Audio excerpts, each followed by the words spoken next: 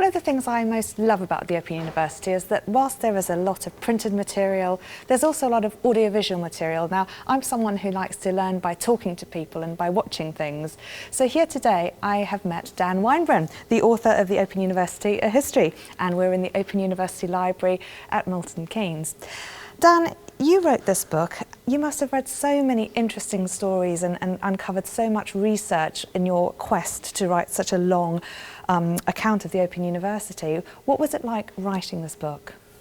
It was really fascinating because it allowed me to go around and interfere, poke my nose into all sorts of areas of the university and talk to people and ask them intrusive questions, and also to get a big sense of what was important, why the university was here at all, and how people have learnt over years. Because one of the things about all those videos you've watched over all those years is they've all been retained. So you can see how people were taught back in the 1970s and subsequently. And I found that really interesting to see that change in how people have understood learning. And here we are by some of the previous archives of ways that the Open University has engaged with teaching and how we have come on since this time, but also many of these were very innovative at the time. What's one piece here that most strikes you? I quite like this. It's a very simple microscope. It's relatively cheap, small, portable, and you can't do very much wrong with it. But what it does is it allows you to study slides at home. The man who invented it had thought about this when he was in the jungle in South America in the 1930s. He needed something like this for when he was walking around.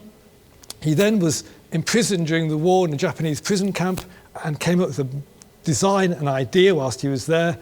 He marketed it after the war, and he was selling a few hundred a year, not very many. It was a small metal box. And suddenly he got a call from the Open University in 1969 saying, "Quick, we've got thousands of students who are going to need some equipment. Can you market these? Can you make these out of plastic? And can we post them out across the country?"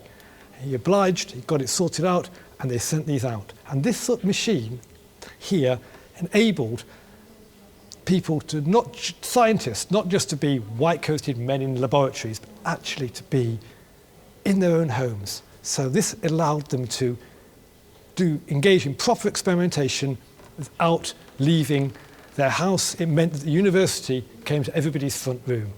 And I remember it myself because in that time, my mum became one of the first Open University students. And she had one of these. It's quite annoying for me because I wanted her to be cooking my tea, and instead she was sitting in the kitchen studying all sorts of bits of sheep's brain in the front room. So it's got a personal attachment, but also I think it transforms learning, and that's why I really like it. Now, there have been so many people who've been very important in both the generation of the Open University and how it's developed over the years. Shall we take a tour around campus and you can tell me about some of those people and why they were so significant? Yeah, that would be really good. Thank you.